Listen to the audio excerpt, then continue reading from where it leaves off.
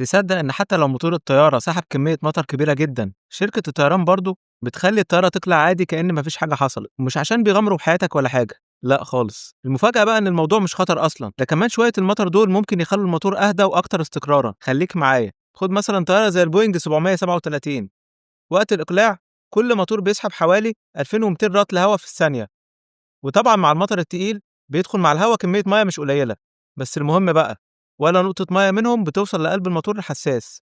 ليه؟ عشان ريش المروحة بتلف بسرعة جنونية، فقوة الطرد المركزي بترمي أغلب المَيّة على الجوانب، وتدخلها في مجرى جانبي اسمه باي باس، وتطلع بره الموتور من ورا على طول.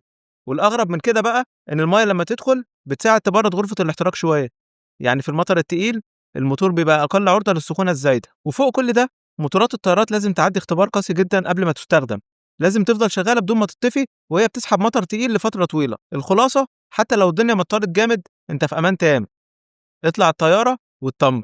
وأخيرا لو عجبك الفيديو اضغط لايك وشير وتابعني وانتظر المزيد. شكرا.